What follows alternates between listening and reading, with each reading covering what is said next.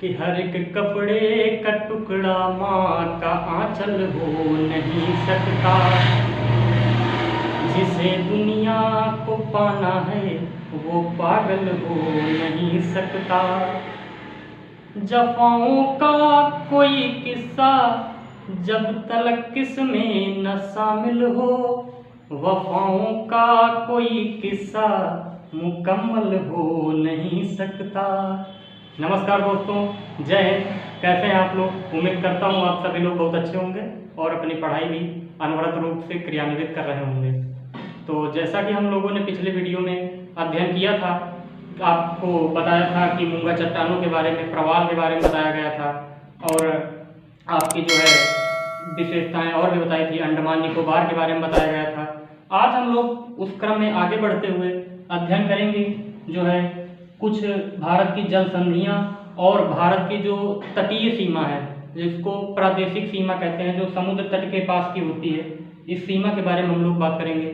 और हम लोग जानेंगे कि जो खाड़ियाँ हैं, कुछ विशेष खाड़ियाँ हैं, कुछ चैनल्स हैं, डिग्री चैनल्स, उनके बारे में बात करेंगे। तो सबसे पहले तो आप लोगों को धन्यवाद देना चाहूँगा कि आप लोगों ने पिछले वीडियो में काफ़ी अच्छा आप लोगों ने मेरा समर्थन किया। इसके लिए आपको तहे दिल से शुक्रिया और उम्मीद है आगे भी आप लोग हमारा साथ देंगे। और आप लोग वीडियो देखिए, अगर कोई कमी हो तो आप लोग सजेस्ट किया करिए, जिससे मेरा भी मनोबल बढ़ेगा। आप लोग वीडियो में कमेंट जरूर किया करिए, ठीक है? तो चलिए हम लोग लेक्चर को स्टार्ट करते हैं। हाँ, एक बात और बताऊंगा कि आप लोग जितने भी लोग इस वीडियो को देख रहे हैं, उनसे निवेदन है कि आप लोग वीडियो को अंत तक देखिएगा और जब लास्ट तक आप देखोगे तभी आप किसी का मूल्यांकन कर पाओगे। किसी के चेहरे से आप किसी का मूल्यांकन नहीं कर सकते हैं कि वो क्या पढ़ाना चाहता है, क्या पढ़ाया है, क्या पढ़ाएगा, ठीक है? तो ठीक है, हम लोग स्टार्ट करते हैं। आइए देखते हैं, सबसे पहले भारत की प्रादेशिक सीमा के बारे में जानते हैं। चूँकि आप लोग सभी लोग जानते होंगे कि जैसे कोई देश है तो उसकी सिर्फ जो भूमि की, मुख्य भूमि की सीमा है वही सीमा नहीं होती है, उसकी कुछ सीमा समुद्र में भी होती है। तो उसी आज समुद्री सीमा के बारे में हम लोग जानने की कोशिश करेंगे। तो समुद्री सीमाएं 3 प्रकार की मापी जाती हैं, जिनके बारे में हम चर्चा करेंगे। तो सबसे पहले आइए हम लोग जानते हैं समुद्री सीमा भारत की। जैसे भारत की मुख्य भूमि तो ये है आपकी, जो सामने आपके प्रस्तुत है, ये भारत का मानचित्र है। इसकी कुछ समुद्री सीमा भी होती है। समुद्री सीमा से तात्पर्य, समुद्री सीमा 3 प्रकार की होती हैं। कौन कौन सी होती हैं? तो सबसे पहले आपका जो होती है प्रादेशिक समुद्री सीमा। प्रादेशिक समुद्री सीमा, ठीक, इसको बोलते हैं टेरिटोरियल सी, ठीक। दूसरी क्या होती है? संलग्न क्षेत्र। संलग्न क्षेत्र, संलग्न क्षेत्र को क्या बोलते हैं? Contiguous zone. फिर थर्ड होता है अनन्य आर्थिक क्षेत्र। अनन्य आर्थिक क्षेत्र। अनन्य आर्थिक क्षेत्र को क्या बोलते हैं? Economic exclusive zone. समझ गए आप? 3 प्रकार की सीमाएं, जो एक है आपका प्रादेशिक समुद्री सीमा, दूसरी है संलग्न क्षेत्र और तीसरी है आपकी अनन्य आर्थिक क्षेत्र यानी टेरिटोरियल सी, कॉन्टिग्यूअस सी और इकोनॉमिक एक्सक्लूसिव जोन। अब हम लोग जानेंगे इनके बारे में, एक एक के बारे में।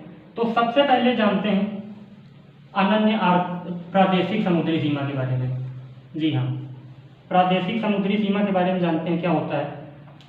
चूंकि आप जैसे आप ये देखिए, आप भारत का मानचित्र देखिए मेरे साथ। भारत, अब कोई पहले बात तो आप ये जान लीजिए, सीमा किसी भी देश की आधार रेखा से मापी जाती है, उसकी मुख्य भूमि से नहीं। जैसे भारत की मुख्य भूमि आपको यहाँ पे फिर भी थोड़ा सा सीधा दिख रहा है, बाकी मुख्य भूमि कुछ ऐसे ऐसे है। तो आधार रेखा क्या बनती है? इन सबको मिलाते हुए एक ये जो लाइन बनाई जाती है, ये बोलती है आधार रेखा। आधार रेखा, इसी को हम लोग क्या बोलेंगे? Base line. समझ रहे? अब आप सोच रहे होंगे इनमें भी जल भर जाता होगा। जी हाँ, बिल्कुल भर जाता है। इस जल को क्या बोलते हैं? इस जल को बोलते हैं इंटरनल वाटर, इंटरनल वाटर यानी आंतरिक जल। ठीक है, ये आंतरिक जल होता है। अब चूंकि ये आधार रेखा जो होती है, तो हमको जानना है टेरिटोरियल सी के बारे में। टेरिटोरियल यानी प्रादेशिक सीमा कितनी है। तो प्रादेशिक सीमा जो होती है वो मानी जाती है 12 नॉटिकल माइल तक, 12 नॉटिकल माइल्स तक। देखिए आपको मैं यहाँ दिखाता हूँ। चूंकि अब ये जैसे है, ये भारत है, तो ये मान लीजिए आपकी कुछ इतनी जो सीमा होगी, ये हमने इसको मान लिया यहाँ पे, ये कितनी होगी? 12 नॉटिकल माइल। अब नॉटिकल माइल क्या है? नॉटिकल माइल एक समुद्री यूनिट है। नॉटिकल माइल जो है, ठीक है, ये नॉटिकल मील, ये क्या है?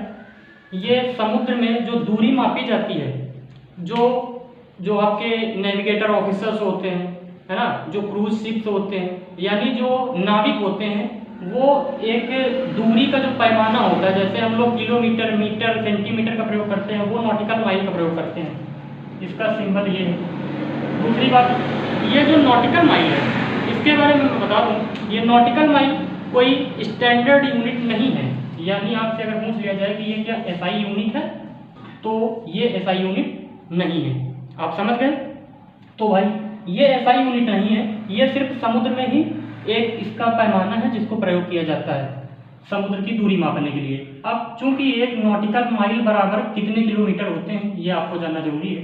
तो एक नॉटिकल माइल बराबर होता है 1.85 किलोमीटर, या कहीं लिखा जाता है 1.8 माइल, एक नॉटिकल माइल बराबर।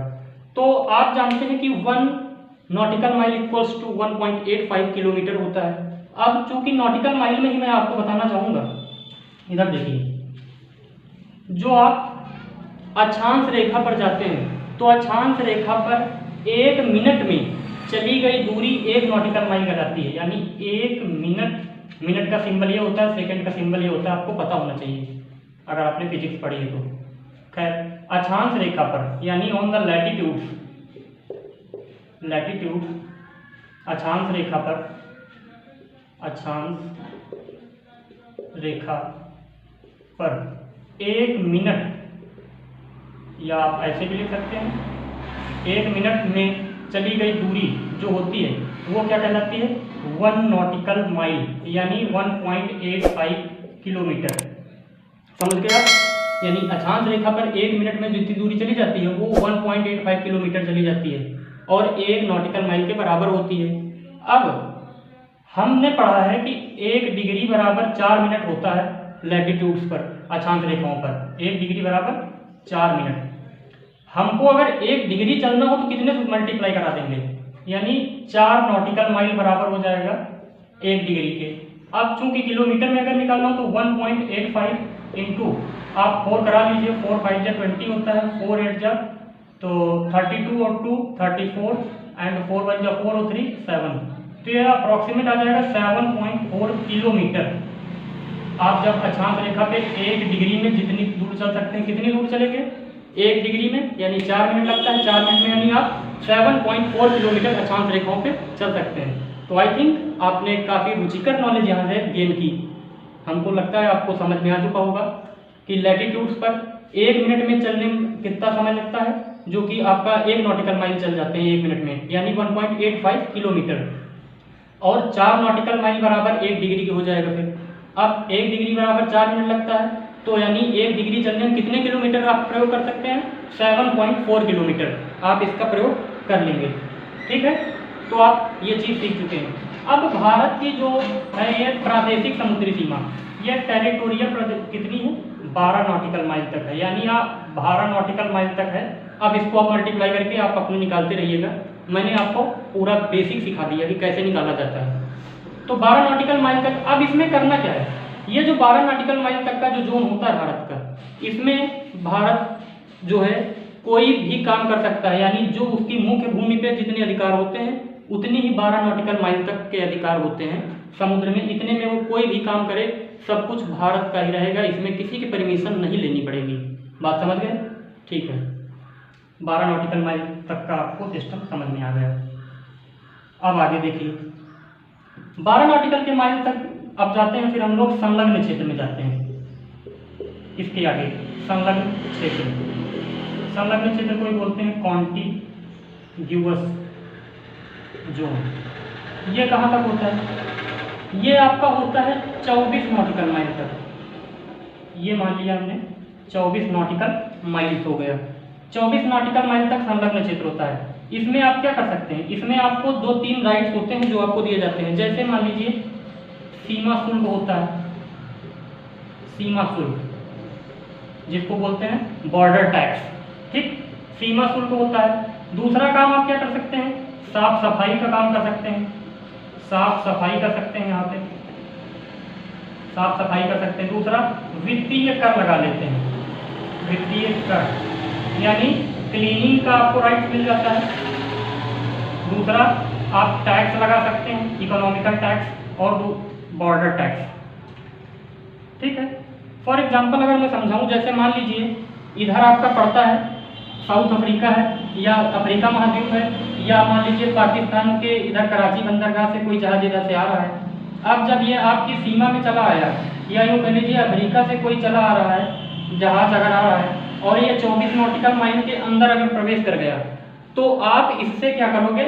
आप इससे टैक्स लगा सकती है। भारत सरकार जो है, इंडियन गवर्नमेंट इस पर टैक्स लगा देगी, अपना सीमा शुल्क लगा देती है, ताकि आप अगर बगैर परमिशन के मेरे मतलब भूभाग में आओगे, मेरी प्रादेशिक मेरी जो है कंटेजियस जोन में आओगे, तो आपको इस पे टैक्स देना पड़ेगा।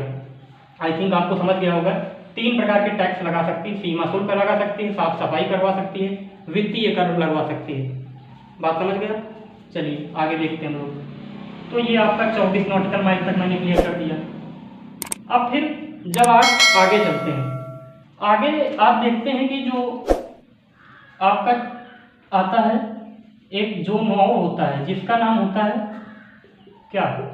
एक्सप्लोसिव इकोनॉमिक जोन, एक्सप्लोसिव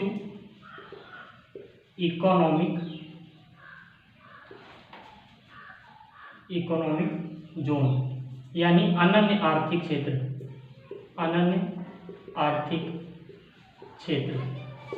इसमें क्या कर सकते हैं?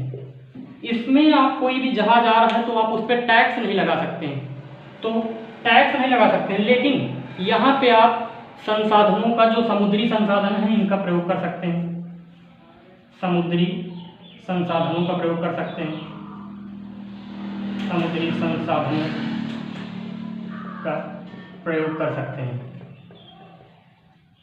ठीक। दूसरी बात क्या है? यहाँ पे आप जो है अनुसंधान कर सकते हैं, अनुसंधान कर सकते हैं, ठीक, अनुसंधान कर सकते हैं। ये भी बात आपको समझ में आ गई। तो आप यहाँ क्या क्या कर सकते हैं? जो है समुद्री संसाधनों का प्रयोग कर सकते हैं और यहाँ पे अनुसंधान काम कर सकते हैं। फॉर एग्जाम्पल, और एक चीज और जोड़ लीजिए, यहाँ पे द्वीपों का निर्माण भी कर सकते हैं, द्वीपों का निर्माण कर सकते हैं, ठीक। यानी जो आइलैंड्स होते हैं, जैसे लक्षद्वीप, मिनिकॉय, मालदीव, इस तरह के मतलब जो द्वीप बनते हैं, मैंने आपको द्वीपों के बारे में पीछे पढ़ाया है कैसे द्वीप बनाए जाते हैं। तो द्वीपों का निर्माण कर सकते हैं, अनुसंधान कर सकते हैं, यहाँ पे समुद्री संसाधनों का भी प्रयोग कर सकते हैं। और आप जो है जैसे यहाँ पे मान लीजिए अब इसरो को कोई अपना एक पैड लॉन्च करना है, कोई PSLV GSLV लॉन्च करना है, तो वहाँ पे ये कर सकते हैं। या कोई आपको बम का परीक्षण करना है, हाइड्रोजन बम, न्यूक्लियर बम, कोई भी बम होते हैं, तो आप यहाँ पे कर सकते हैं। इसको एक्सप्लोसिव इकोनॉमिक जोन बोला जाता है, यानी अनन्य आर्थिक क्षेत्र बोला जाता है। आप समझ गए? ये कहाँ तक सीमा होती है इसकी? ये होती है 200 नॉटिकल माइल्स तक। इसके बाद का जो सी आता है वो किसी के अंडर में नहीं रहता है, वो आप वहाँ पे आप भी जा सकते हैं, कोई दूसरा देश का भी आ सकता है 200 नॉटिकल माइल के बाहर। आई थिंक आप लोगों को अब ये चीज़ें क्लियर हो चुकी हैं, समझ गए बात? ठीक है। अब आइए हम लोग कुछ और जानते हैं यहाँ से।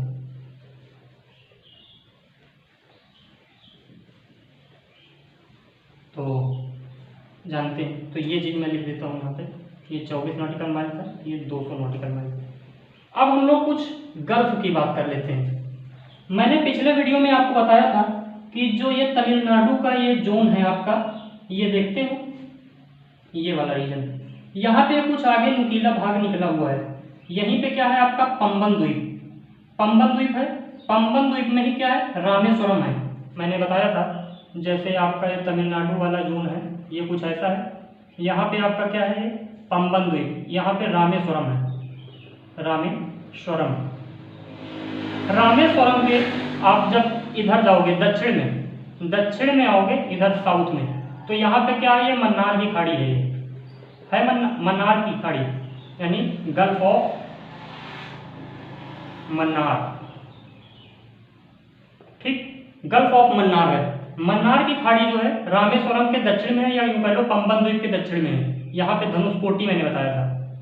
और ये आपका श्रीलंका है, ये इस श्रीलंका जो है आपका, और ये आपका जो है पंबन द्वीप का उत्तर में, पंबन द्वीप के उत्तर में, और श्रीलंका का जो ये आपका पड़ता है जो तलाई मन्नार था, यानी श्रीलंका और तमिलनाडु के बीच में एक खाड़ी पड़ती है, ये जो खाड़ी है, यानी पंबन द्वीप के उत्तर में जो गल्फ पड़ती है, इसको क्या बोलते हैं, पाक जल संधि, पाक जल संधि। आपको यहाँ भी बताया गया है, देखिए ये श्रीलंका है, ये आपका पंबन द्वीप है। पंबन द्वीप के उत्तर में ये जो खाड़ी है इसको बोलते हैं पाक स्ट्रेट, पाक स्ट्रेट। और ये है जो इसको बोलते हैं मन्नार की खाड़ी, यानी gulf of Mannar, gulf of Mannar. समझ गया, मन्नार की खाड़ी है, मन्नार की खाड़ी है। और ये आपका कौन सी है, पाक की खाड़ी, आप समझ चुके हैं। तो ये बात आपको क्लियर हो गई। बाकी आपको जो रामेश्वरम के बारे में पूरा जानना है, मन्नार की खाड़ी में जानना है, धनुषकोटी, तलाई मन्नार, ये सब मैं पिछले वीडियो में बता चुका हूँ, आप उसको जाकर देखिए। ठीक, आगे हम लोग दूसरी खाड़ी की बात करते हैं। तो आइए चलते हैं, आप यहाँ देखिए, ये रहा आपका गुजरात वाला रीजन, सौराष्ट्र वाला रीजन। ये आपका पड़ता है गुजरात में कच्छ, ये कच्छ जिला है, कच्छ जिला।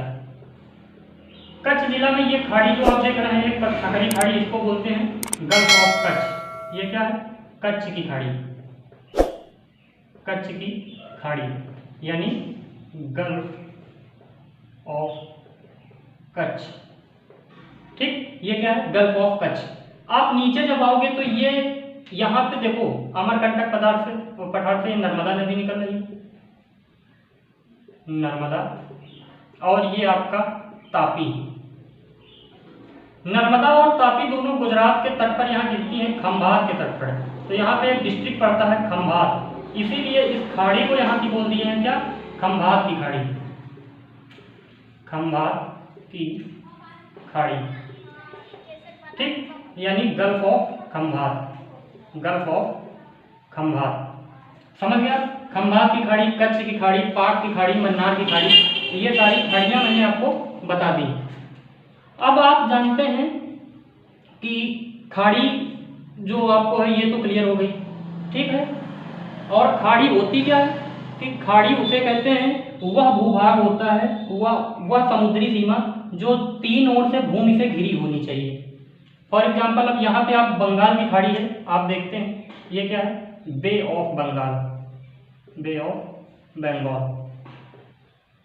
अब देखिए जो बे है और जो गल्फ है इसमें भी डिफरेंस होता है। क्या डिफरेंस है, जो बे होता है, बे जो यूज होता है वो बड़ी खाड़ियों के लिए होता है, और जो गल्फ होता है वो छोटी खाड़ी के लिए प्रयोग किया जाता है। आप जानते हैं कि आप कभी इसको गल्फ ऑफ बंगाल मत बोलिएगा, बे ऑफ बंगाल बोलिएगा। और जो गल्फ होता है वो छोटी सकरी खाड़ियों के लिए होता है। ठीक, जैसे हडसन बे आप पढ़ते हैं, ठीक है, बड़ी बड़ी खाड़ियाँ, ऐसी कई सारी खाड़ियाँ हैं जो आप दूर दूर तक पढ़ते हैं। लेकिन जो छोटी खाड़ियाँ होती हैं उनको गल्फ बोलते हैं। जैसे ये गल्फ ऑफ खंभात बोल सकते हैं, गल्फ ऑफ कच्छ बोल सकते हैं, गल्फ ऑफ मन्नार बोल सकते हैं, बट गल्फ ऑफ बंगाल नहीं बोल सकते। बंगाल कैसे गिरा है, इसके पूर्व में क्या है, आप जानते हैं भारत का पूरा पूर्वी तट है, यानी इंडिया का ईस्टर्न जो है कोस्ट है। इसके बाद उत्तर में जब जाओगे, उत्तर में क्या पड़ता है, दक्षिण पूर्वी एशिया पड़ता है पूरा, समझ गए। और जब आप यहाँ पे आओगे दक्षिण की तरफ, इधर थोड़ा सा दक्षिण पूर्व में, यहाँ पे क्या पड़ता है, इंडोनेशिया पूरा पड़ता है। इधर क्या है, पूरा हिंद महासागर है। तो 3 तरफ से भूभाग से घिरा हुआ है। आप इससे समझ सकते हैं कि ये क्या है, खाड़ी है। तो मैंने आपको खाड़ी के बारे में समझा दिया, ये सब आपका पूरा बे ऑफ बंगाल रीजन है, you know very well it. अब हम आगे चर्चा करेंगे चैनल्स के बारे में, कुछ 8 डिग्री 9 डिग्री 10 डिग्री चैनल्स को बताने के पहले मैं आपको थोड़ा समझाऊंगा। जैसे ये आप देखिए मानचित्र है, ये 0 डिग्री है। यहाँ पे आप जाओगे दक्षिण में, ये सब अक्षांश रेखाएं होती हैं, 1 2 3 4, जैसे ऐसे 1 2 3 4 ऐसे बढ़ते चले जाओगे, यहाँ तक पूरा 90 इधर होती हैं, 90 इधर होती हैं, एक ये टोटल 181 होती हैं अक्षांश रेखाएं। यानी क्या, लैटिट्यूड्स आपकी कितनी है, 180। ठीक, ये आपको सब पता है। अक्षांश देशांतर जब मैं पढ़ाऊंगा तो वहाँ से पूरा पढ़ा दूंगा, आप परेशान मत होइए, वहाँ और डिटेल से जानेंगे। तो इस प्रकार से जब यहाँ, अब चैनल का मतलब क्या होता है, जो अभी आप पढ़ते हो 8 degree channel 9 degree channel 10 degree channel, ये आपने कभी जानने की कोशिश की नहीं ना, आज आप जानिए। चैनल वह एक सकरा समुद्र की पट्टी होती है, या समुद्र का ही भाग होता है जहाँ समुद्री जल होता है, जो 2 बड़ी खाड़ियों या 2 बड़े समुद्रों को जोड़ता है, और जो 2 द्वीपों के बीच में होता है। क्या बोला मैंने, 2 बे या 2 ओशन या 2 सी, या यूं कह लीजिए आप 2 जो है द्वीप आइलैंड्स, जैसे 2 आइलैंड्स होंगे, उनके बीच में जो सकरी पट्टी होगी, इसको चैनल बोलते हैं। और ये चैनल वो होता है जिस अक्षांश रेखा पे, यानी of which latitude he is located is called that degree channel, यानी जिस अक्षांश रेखा पर ये स्थित होगा वही इसका क्या बोला जाएगा, जो है चैनल बोल दिया जाएगा। अब मैं आपको इसके बारे में डिटेल्ड यहाँ बता देता हूँ, कितने चैनल अपने यहाँ पड़ते हैं। देखिए, आप जानते हैं सबसे पहले तो एक आपका ये जो हिमालय को मैं बता चुका हूँ, ये दक्षिण में ही विस्तार होता है आपका, यहाँ से नामचा बर्मा है आपका, म्यांमार वाला जो आपका आता है, म्यांमार से आपका जो नीचे उतरते हो आप, नीचे समुद्र में डूब जाता है। फिर यहाँ एक म्यांमार का ही द्वीप है, कोको द्वीप, कोको आइसलैंड। फिर इधर आप नीचे उतरते हो, अंडमान पड़ते हैं, अंडमान के 4 द्वीप हैं, 1 2 3 4। फिर निकोबार के 2 हैं। फिर यहाँ एक पड़ता है जिसको बोलते हैं, अभी बताते हैं आगे। फिर यहाँ पे आप देखिए, ये आपका उत्तरी अंडमान है, यानी नॉर्थ अंडमान। नॉर्थ अंडमान की सबसे ऊंची चोटी कमेंट करके बताइए, मैंने पिछले वीडियो में बताया है। नॉर्थ अंडमान नहीं बताया हो तो आप जान लीजिए, फिलहाल देखिएगा, उसकी सबसे ऊंची चोटी नॉर्थ अंडमान की सैडल पीक। ठीक है, अब यहाँ पे क्या है, तो ये जो बीच का चैनल हुआ, इसका नाम दे दिया गया कोको चैनल, कोको चैनल। ठीक है, इसी प्रकार नॉर्थ अंडमान होता है, फिर आपका जो है साउथ मध्य अंडमान आता है, फिर दक्षिणी अंडमान आता है, फिर लिटिल अंडमान आता है। ये जो आपका लिटिल अंडमान है, ये क्या है, लिटिल अंडमान। ठीक, लिटिल अंडमान। और ये क्या है, कार निकोबार, कार निकोबार। आप जानते हैं कार निकोबार के उत्तर में, लिटिल अंडमान के दक्षिण में, यानी in the south of little Andaman and in the north of Car Nicobar there is a channel called 10 degree channel. यही आपका 10 डिग्री चैनल है। तो आपसे पूछ लिया जाए लिटिल अंडमान और कार निकोबार के बीच में कितने डिग्री चैनल है, तो ये आपका रहा 10 डिग्री चैनल। कितना, 10 डिग्री चैनल। अब आप इधर आइए, देखिए आप यहाँ पढ़ते हैं मालदीव। मालदीव जो है, मालदीव, और इधर आपका पड़ जाता है मिनिकॉय। ये आपका मान लीजिए मिनिकॉय, देख पा रहे होंगे आप मैप में, बिल्कुल एब्सोल्युटली। तो मिनिकॉय जो है, मिनिकॉय को इंग्लिश में भी लिखना पड़ेगा क्या, देखिए, अच्छा, मिनिकॉय। मिनिकॉय जो है, ये मान लीजिए मिनिकॉय और मालदीव, मिनिकॉय के दक्षिण में और मालदीव के उत्तर में भी एक चैनल पड़ता है, इसको हम लोग बोलते हैं 8 डिग्री चैनल। ये कितना है 8 डिग्री चैनल। किसके किसके बीच में है? मिनिकॉय और मालदीव के बीच में है। ठीक, मिनिकॉय और मालदीव के बीच में आपका 8 डिग्री चैनल पड़ता है। फिर आप ऊपर जाओगे, ऊपर कहाँ? अब ये मिनिकॉय है और लक्षद्वीप है, तो मिनिकॉय और लक्षद्वीप के बीच में आपका पड़ता है 9 डिग्री चैनल। 9 डिग्री चैनल ये आपका मिनिकॉय और लक्षद्वीप के बीच में आ गया। मैं आपको अगर इधर ना भी दिख रहा हो मैप में तो मैं थोड़ा सा ऊपर बना के आपको दिखा देता हूँ, डोंट वरी। देखिए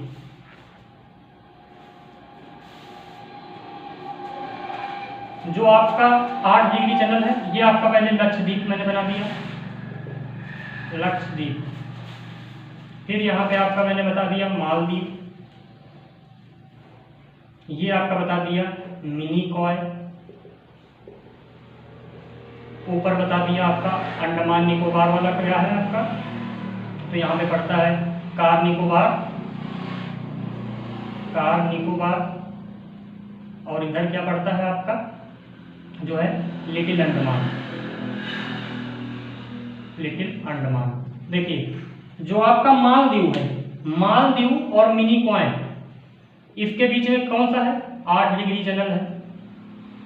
फिर जो मिनिकॉय और लक्षद्वीप है इसके बीच में क्या पड़ता है आपका 9 डिग्री चैनल। फिर जो कार निकोबार है और लिटिल अंडमान है इसके बीच में क्या पड़ता है आपका 10 डिग्री चैनल। आपको सारे चैनल इंडिया के क्लियर हो गए, ठीक है। अब तो यहाँ से आप चैनल भी समझ सकते हैं, क्योंकि आपको याद करने में ये भूलोगे नहीं, इसके लिए आपको क्या मैंने बता दिया कि कैसे सीरीज चलती है। 8, 9, 10, 11, 12 इसी तरह 90 तक ऊपर जाते हैं, 90 तक नीचे जाते हैं। 1 से स्टार्ट होता है, 1, 2, 3, 4, 5, 6, 7, 8, 9, 10 से लेकर 90 तक। तो आपको जो है मैंने पूरा कंप्लीट करा दिया है। अब आपको जो है नेक्स्ट वीडियो में मैं और भी आगे रुचिकर तथ्यों के साथ और एक नए टॉपिक के साथ उपस्थित होऊंगा। तो उम्मीद करता हूँ आप लोगों को ये लेक्चर बहुत पसंद आया होगा और आशा है कि आप लोग इसके नोट्स बनाएंगे। आप लोगों से एक बात मैं कहना चाहूँगा कि मैं यहाँ जो कुछ भी पढ़ा रहा हूँ आप इसका प्रॉपर नोट्स बनाइए। मैं आपको ये विश्वास दिलाता हूँ कि आपको कहीं पर भी ना कोचिंग जाने की आवश्यकता है ज्योग्राफी विषय के लिए। भूगोल विषय को मैं आपको मैं किसी भी एग्जाम का नाम नहीं लूँगा, लेकिन आप मेरे साथ नोट्स बनाइए और आपको मैं ये विश्वास दिलाता हूँ कि आप कोई भी परीक्षा हो आप दीजिए और उसमें भूगोल विषय का मेरे साथ अध्ययन कीजिए। अभी तक मैंने जितने भी लेक्चर दिए हैं, चाहे वो विश्व भूगोल के हों, चाहे अभी ये दूसरा वीडियो है इंडियन ज्योग्राफी का चौथा वीडियो है, आप इतना में से आप कहीं भी मिला लीजिए। आपको कंटेंट में अगर समझ में आता है तो आप देख सकते हैं कि आपको कोई भी क्वेश्चन नहीं छूटेगा। मैं आपको यहाँ पे 85 से 90% देने का प्रयास करूँगा। बाकी जो है आपको देना पड़ेगा 10 से 15%। आप खुद मेहनत करिए, खुद एफर्ट करिए। भूगोल पढ़ने के लिए आपके पास 2-3 चीज़ें होनी चाहिए। सबसे पहले दीवार पे आपकी मैप होना चाहिए, विश्व मानचित्र का और भारत के मानचित्र का, फिजिकल और जो है पॉलिटिकल। दूसरी बात, आपके पास एटलस ऑक्सफोर्ड स्टूडेंट होनी चाहिए, जिससे मैं कोई चीज़ बताता हूँ तो आप वहाँ पे एक परमानेंट मार्कर से टिक करिए ताकि आपको वो चीज़ समझ में आए और आपके लिए हमेशा दिमाग में सेव हो जाए। उम्मीद करता हूँ आप लोगों को लेक्चर बहुत अच्छा लगा होगा और इसी के साथ इन्हीं शब्दों के साथ मैं अपना लेक्चर समाप्त करना चाहूँगा। लेकिन आपसे एक बात कहना चाहूँगा कि अगर आपको लगता है कि हाँ मैं सच में मेहनत कर रहा हूँ तो आप लोगों से रिक्वेस्ट है, आप लोग वीडियो को ज़्यादा से ज़्यादा शेयर करिए। हर बच्चा अगर 10-10 शेयर भी कर देता है तो काफ़ी बच्चों तक ये बात पहुँच जाएगी। ठीक है, तो all the best, best of luck. जय हिंद, जय भारत, वंदे मातरम।